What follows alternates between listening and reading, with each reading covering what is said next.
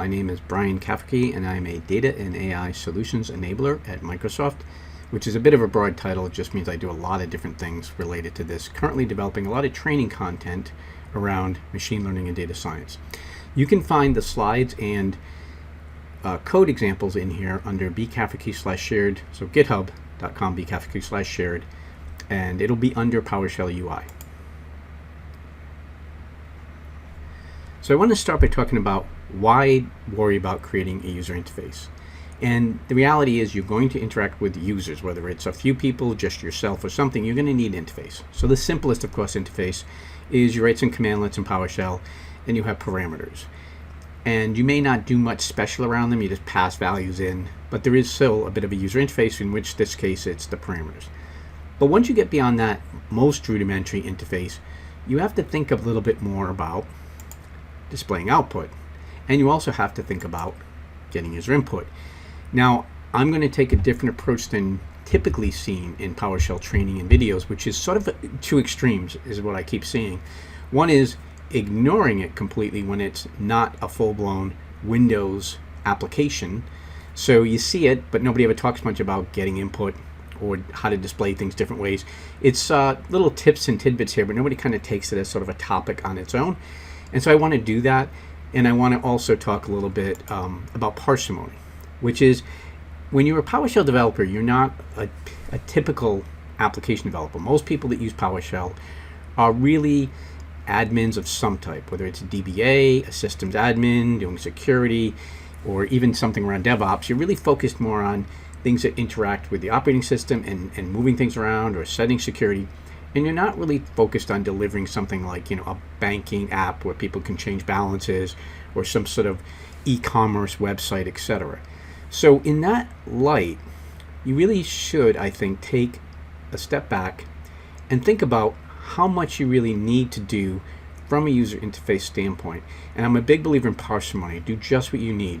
There's a tendency sometimes in developers to kind of jump in and do very fancy stuff that looks cool, but it creates a lot of code sometimes, and that has to be maintained, and that person may even leave, and some other person has to come in and maintain it. And it also introduces more likelihood for bugs going down the road. So resist the temptation to do more than you need, just enough. There's a lot of options here. So we have all the options because PowerShell, like C#, like Python, etc., is a full language and can do anything they can do. Maybe it doesn't have as many modules associated with doing certain types of applications, like say web application development, PowerShell. But as a language goes, it has all the same functionality and features of other languages. So when we talk about PowerShell user interfaces, I'm going to do something a little unusual in this topic, in that I'm going to start with the simplest, most basic approach. And if these options work for you, then you can stop there. At some point you may find they don't, and we can go into other things. So the first one is text-based PowerShell. Basically, the idea here is just use what PowerShell gives you out of the box and don't go beyond it. But we can also do a little more, which is, since PowerShell rides on .NET, we can very easily hook into message boxes, dialog boxes, and stuff and create those. And we can do that in a function, which we'll take a look at later. Now, I'm going to only talk about text-based PowerShell built-in functionality in this discussion. I'll do more in further ones, but I'm going to try to keep this short, so I don't want to try to cover everything yet. Then we'll also move into, in another discussion after that, common dialogues, which is something, sort of built-in functionality Windows gives us to do things like color selectors and saving files to things. Those are actually built into the .NET structure. We can just call it, and we don't have to write much at all to do that. And I will get to doing a full-blown Windows GUI. There's a couple of options, there's variations and stuff. Generally, people that do get into that usually use some sort of a third-party commercial software to help with that. I'll talk about that when we get there. But you don't have to start there, and I don't recommend people do unless you really know that you need that. Just know that I'm in the PowerShell ISE. If you have not used PowerShell before, you need an introduction, I have videos out there, so go look at my introduction to PowerShell. There's another one on the integrated script editor, the ISE, all that stuff. I'm not going to start there or we'd never make any progress, so I'll assume you've already know the basics. But in the ISE, one of the things I can do is highlight a line, and when I run and then run it, and we'll see that, all output comes out in the console. So this is very similar to Python, which has a sort of IPython or Python console output things. R does this, so it's a typical scripting language. In this case, PowerShell is a little bit similar to Bash. You know, you type things in, and this is really like your command line, and it outputs things here. So clear host is just going to clear anything. There's really nothing there to clear. And I'm just going to start with the really simple basics. I'm going to create a variable to hold my name, and I'm going to use the simplest thing we could use, write output. So a little takeaway, maybe if you just get this tidbit, I'll have taught you something useful. A lot of talk online in PowerShell, do not use write host. Apparently it has some contextual issues. It doesn't understand where write host is running. It kind of always just takes over. So the general guideline is avoid using write host. Instead use write-output. And I think places where you may get in trouble if you use write host are things like when you're using SQL agent you do in PowerShell or something like that. So good advice, just use write-output. Now I'm going to run this line that's highlighted by clicking on this little page with the arrow. And notice it output this message. It's a nice day, Brian. Now what it did was it expanded the variable $my name. And that's because I have double quotes on each end of the output line, the string I'm outputting. And when you have double quotes, the assumption PowerShell is going to make is you want to expand variables. Now I'm going to do the same thing, same line, only a little difference here. I'll explain a little bit. If I want to output something that's meant to be a warning to a user, I can use write-warning. When I write that, notice we get the orange color instead. But also notice this isn't because of the command line. Because I use single quotes around the string, it did not expand the variable. All right, that's the key thing. So if you want to just print the variable name as is and not have it expand it, you would use single quotes. And if you want it to expand, use double quotes. Now sometimes, like in this case, I have a single quote within this string, which can cause some issues formatting wise. If I wanted to do this, but I still do not want it, and I don't want it to expand this variable into what's in it, I can just use this little tick mark, which in my keyboard is just above the tab key. It's up the left side. But that tick mark says, take this string as is, exactly what I'm asking you to print. Don't expand it into the variable. So that's another way we can do that and still use double quotes. Okay. So now we've seen two different ways of writing output, which is part of a user interface. So we can write output the standard way, we can do with a warning, and always play around with lots of different options. The dash key will show us some options we can play with here. I'm not going to get into all of those, but in some cases I will give you links as well. But these are standard things. Just do help on these and you'll get help on how to use them, etc. Another very applicable write type message you can do is write-error. And write-error is useful because it's designed to kind of prompt somebody like you made a mistake, something's wrong, etc. And in something where you're doing user admin type functions, or I should say sysadmin type functions, good chances you're going to want to be able to give error messages to somebody like you're not doing something right. So an example here is I'm going to say write error, and the message is the user is not authorized. So imagine some sort of security issue. Now notice I can even say error ID and give it a number. And this is arbitrary, but it's really useful because the person who's writing this could keep a sort of catalog or a table somewhere that says if the code comes through and it's 155, that means that it's trying to access the accounting system.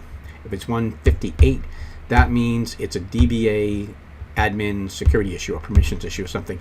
So by having you kind of keep track of numbers, and it would be up to the code to determine what's going on that's wrong, but then it could sort of raise this to the user, and the user could then call in or send an email saying, I'm getting error code 158, and it would help track down the specific issue. So that's kind of the idea behind that. And then we have this category. Now I want to show you something here. Let me run this. So I'll run this write error, and you get an idea of the kinds of things it's doing for us.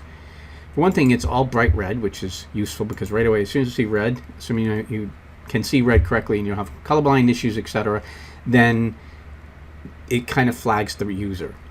You can control some of these things, but the main thing here is that it's kind of meant to call attention to there's an error, and you can see the code we gave it and the category authentication error. All right, so that's what I wanted to point out in this error handling. You can do this. You can change the number to whatever you want. It's arbitrary. But the category is something that's actually kind of handy because I can get rid of it here And if I go up, it actually has, these are standard built-in errors, so I can sort of create a classification like invalid argument, data, object, blah, blah, blah, different types of issues. In this case, I chose authentication error. So it's kind of nice because now I've got this sort of category that I can put it in, and then within that I can have codes that tell me specifically what's wrong. So again, very simple built-in PowerShell kind of stuff you can do. Let me clear this for a minute. Another common use case in feedback in the user interface is providing somebody sort of feedback when you're doing a task. You don't like it to just get, like in typical Windows, you get that hourglass and you're just waiting and you think the system hung. Well, you can give them this write progress, and that will give them a progress bar. A little bit of work here though, because you can't just kick off the status bar and somehow it magically knows when to stop displaying or what to display. So when you do the progress bar, you give it a message, you give it a status message, which you can tell it what to put every time you update it, and you can say what percentage complete. And the percentage complete is important because that's actually how far the status bar will show as being done. So let's take a look at this basic example. Now in the UI, in the ISE, it kind of looks a little bit fancier than it will in the UI, but you can see here it's saying search in progress, and it just kind of goes in here. So the search in progress obviously is the message I wanted. So it's very useful. Typical use cases for something like that is you're going to copy a bunch of files over a network or something. It might be good to every 10 files or so create something. You have to create new code to take a break and update the status bar. So somebody gets feedback. Oh, okay, 10 files are done, 20 files are done, that type of thing. Could also be if you're doing a large task, maybe you're kicking off. A good example might be a DBA going to apply system updates to 100 servers, and you could do something where every now and then you say, okay, this is how many are done, this is how many are done. You do need to think out how to keep track of when it's complete, etc. But really important to make sure that you do something to give feedback to someone so they're not getting frustrated. And again, this is all built into PowerShell, so I don't have to go outside of the built-in functionality. It simplifies maintenance. I do want to show you also though, if I'm in the CLI, it will look a little bit different. So if I take this and then paste the same code, you see here it doesn't look as cool looking, it's not graphical, etc. But that's okay, it's text-based, but it gives you the same input. So if that can meet your needs, then go with that. All right. The other thing that I won't get too much into, but I do want to sort of at least suggest to you, take a look at Format Table, because Format Table has a lot of options to allow us that when we're displaying a list to the user, we can control a lot of things like the column widths and how much to display and how it should look. So if I do something like get child item, and let me clear this here. If I do get child item, what I get is just a list of all the files, in this case wherever it's pointing at that point in time. And so I can say, okay, I want to just pick, I'm going to do auto size, so it will sort of format that in a more controlled way. It automatically sizes the columns, and I'm going to tell it which properties I want from this list. I won't necessarily have everything. And this group by is kind of a cool thing because it will actually do sort of a break, a control break kind of thing in the display. So let me clear this again, and it's a bit of a long list, but you'll get the idea. I run this, and you can see that it just did what I asked for. It's kind of sets the width to be, it looks like it's setting it automatically to the maximum length of what's there. And notice also that it's got this mode. So I said group by mode, and it creates a break. It says, okay, this is one mode, this is another mode. So each value gets a different break. So pretty cool. Play with that. Another way that, depending on the complexity of what you need, that may suit it. Now, clear this out again. Another thing I really like is this thing called Out Grid View. I use this a lot when I do PowerShell stuff because it gives you a really nice GUI to display any kind of list. So let's take a look at that for a minute. And notice here, it gives you a nice graphical display. I can sort by clicking on any of these columns. I didn't have to write any code to do this. It's built into the commandlet, to the output. I can do a filter like ANA, where Anaconda stuff, and it's automatically filtering. It's doing a contain, so basically, this starts with period, but it still has ANA. It also gives me this extension. I can say, oh, I want to also be able to filter. I'll say, I'll just add mode here or something, and name, and say add. And notice it now gives me additional filters that I can do, and I can change from contains to a lot of other types of searches. So the takeaway from that is a lot of power here. Anytime you need to display a sort of table of information to a user, I would consider this as a means to do it. There's some advanced functions around this I'll get into later. The ability, for instance, to pick something in the list and do something with it. So there's a lot of rich functionality here. It's one of my go-to commandlets when I need to do a user interface and I don't want to have to write a GUI. So take a look at it, play with it. Again, there's a lot of functionality here. So now getting into the real nitty-gritty, which is getting someone's input. You're going to prompt them for something. Now, pretty much every language has some sort of basic input statement, and in PowerShell's case, it's called read host. And I'm going to just use the most basic thing. I'm just going to grab a value, put it into $user value is going to be read host, and then I'll just display it using write output. So let's take a look at that. Now, one of the weird things I find with the read host is it does not give any kind of pop-up. It is strictly designed for the console, but I can enter my name here, Brian, and it displays it. So again, if you're doing something like maybe you just want to do a basic command, you're just prompting somebody saying, give me a name you want to name that VM I'm going to create in Azure, maybe that's good enough. You can certainly write code around this in various ways to edit it. So separate in your mind validation of what they enter versus prompting them for it. You don't need a UI. UI is not really doing a lot necessarily to help with the prompting. And as we'll see later, there are ways to using, for instance, parameter validation on functions. You can actually leverage that so that you get an automatic UI. And I did a full-blown thing on the show command in, I think it was PowerShell tips. So you may want to take a look at that. I'm going to touch on that in some of this later, but show command will give us some functionality as well. So I'll talk about that a little bit later. And by the way, you can see here, if you're in the ISE, under the view, you can say show the command add-on, and that will give you this, which allows us to look for different types of things we're going to look for. So let me go out here, and it does it by module, which is great. So I can look and say, something like read host, and if I double click on it, it tells me things we're going to see now as secure string and stuff in prompt. So one thing, by the way, I didn't point out, but be aware it does put the colon at the end of whatever string you give it, so you don't need to put one there, and don't put a question mark because it'll look weird. But you can put your prompt here, etc. And this will actually help us generate a command. So I can say as secure string prompt, enter value, and notice if I say insert, it'll actually generate that here. So that's not really user interface, but kind of a cool thing you can do to help you use things here. All right, so I'm going to close this for now just to give us more screen. One thing we can do also is you might think, okay, I mentioned you can do different things to validate. One thing I can do is use read host, but this time PowerShell honestly is the only language I know of that has optional strong typing. So it's interesting here, Python does dynamic typing. You cannot tell it to type. But here it's doing what Python would do. It's just going to dynamically put whatever you ask for in it. It's an object. Here I'm asking it, no, I want an int. So here it's going to be much more strongly typed. And let's see what happens. So if I prompt this way and I enter something like I did before, Brian, it gives me an error. And that's because it's telling me you didn't enter what I expected. So again, here's a quick way, just by doing this sort of strong typing, to create a more robust user interface, and it's all built into PowerShell. All right. Now something else we saw earlier when I did that walkthrough is this as secure string. So here, let's see what happens when I use as secure string. And let me clear this out for a minute. Let's run this.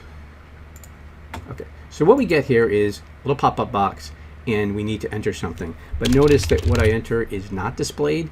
In fact, it's not even displayable. It's showing as system.security.secureString. So the good news is if you need something like a password, something you need to make sure is protected, you can prompt someone and they can enter it and nobody can see what they're typing, which is a really good thing to do. So highly recommended. If you're going to prompt people and you need to be secure, you can use that option. If you're really prompting for user ID and password, get credential is an awesome feature in PowerShell because it returns a a credential object which can be used in many scenarios, such as Azure. So you can get the credential from somebody, it will secretly prompt so nobody can see what they're typing, and encrypts it, and you can then pass that into Azure to log someone in. So if I use that method, you get kind of a cool little box here that allows me to type in my ID, and then I can enter the password that I need to. And notice that it is completely something that you can't see. You can see the user ID, that's not encrypted, but you can't see the password. And the whole thing is actually put into its own object. So it's really a cool thing. And yeah, that takes care of that one. So I want to show you one other thing which I think you might find interesting, just to demonstrate what can be done, and if you're creative about things, it's really useful. So one of the things I do recommend a lot is create a function to do almost anything you're going to do more than once. And most things we do more than once, maybe with slight variations. Functions are really great for that. A function acts just like a commandlet, okay? And I took a shortcut here, which is probably bad because I didn't use commandlet binding with parameters. I originally got this, I tweaked it from something on the internet, and I apologize, I don't know where I got it even at this point, but I definitely tweaked it quite a bit. The idea here is I'm using HTML. So when we get into it, you'll see we can use convert to HTML here, and I'll use my function to add some customization to the HTML. With PowerShell, the ability to work with just about anything, and including HTML and things like that, is a great feature. So why not leverage that? If you can, maybe you need to deliver something with a little bit more flash, a little more nicer output. Again, we don't necessarily have to go to a GUI. So let me just run this. And all I did by running is I just created this function now available to me to use. And clear this out. And I'll run this right here, and then I'll explain what I'm doing. But let's see what it does. So I have some, I'm going to be basically displaying some information from the directory, get child item again, but I want to make it look better. Okay, so what I got here was my output came up in HTML format, and it's got a fairly decent looking kind of display. Not bad. Now I have something that's pretty good. I could tweak it. I can do anything that I can do in HTML basically to make it look good, and I didn't have to go to a lot of work, which is really the key to this whole thing. So let's take a closer look at what's going on here. Now I commented this out because I want to be able to define the function first and then explain it. This isn't necessary, so I'll get rid of that. So I'm saying get child item, and I pipe that into select object, so I can pick out just two things I want, the name and last item. I then pipe that into convert to HTML, and the options we have within that commandlet is head. And what I'm doing here, now here's a key thing in PowerShell, really important to realize. Sometimes you get problems and you won't know why it's saying like there's an object issue, whatever. It's because you're trying to pass another commandlet as a parameter to a commandlet, and that works fine, but PowerShell is very sensitive to the order of operations, so you need to make sure you tell it that it needs to resolve that first. So all that I'm saying here is that this out HTML function needs to run before the function convert to HTML runs. All right. So the parentheses are really important. If you don't include those, it will blow up because it will try to run it in the opposite order, and it says I don't have a value out to HTML. So what this out to UDF HTML, that function above, does is it's going to just add some features to the HTML that's generated. It's going to put a heading in which controls things like getting an alternate bar of light blue. It's going to pass this switch parameter, which is just a Boolean true false. The default is always false. But if you pass it, then it automatically sets it to true, and that allows it to do that alternating view. And then you can do this pre-head thing. So this area, all right, let me break this out for a minute because it's hard to see it and it keeps jumping.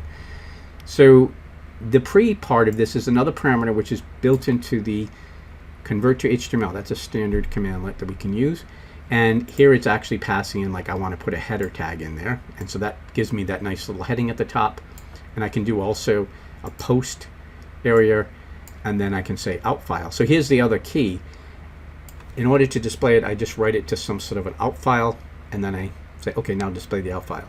Now, if you have issues with writing something out like that, it's one of the painful things of PowerShell is that it's hard to display sometimes everything in one line. But the main thing here is you can make this, you could put time date stamps and things like that around it.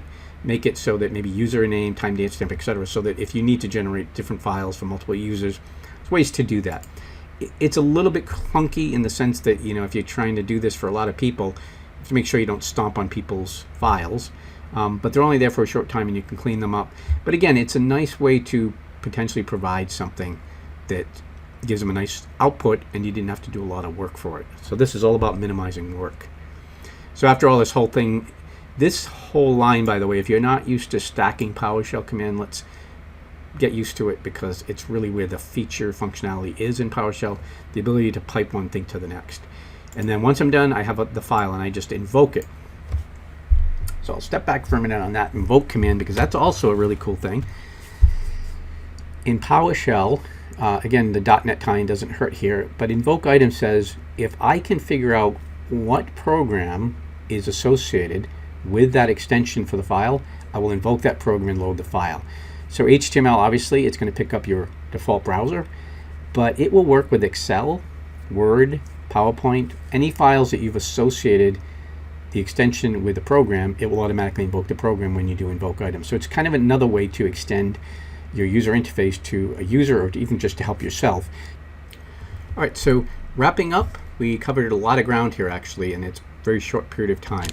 We looked only at text-based built-in PowerShell commandlets to provide a user interface.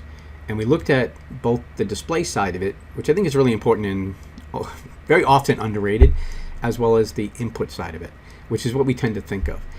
Again, to the extent you can use things like the output messages feature, don't forget in functions you have write verbose and write debug, and I've talked about those in other discussions, so take a look at those things around functions and things.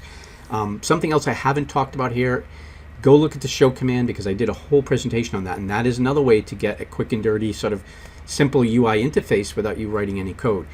Big believer, leverage what you have, use what these tools do well. Whatever language you're using, use what it does well, and by default as much as possible. So this is a really good way.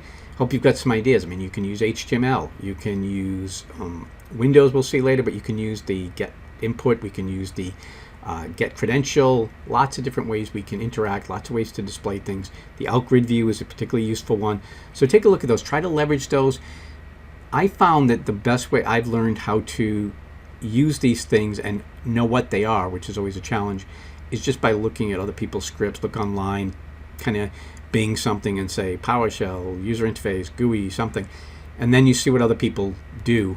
Usually I find it when they're not intending to really focus on that, they're just doing something else. I say, oh, that's kind of neat, you can do that.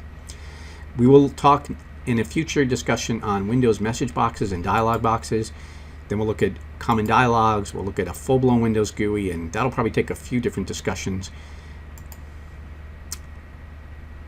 So I want to thank you for joining me for this presentation. I hope you liked it. Comments are welcome, questions, etc. And like I said, we'll be doing more of this, so thank you.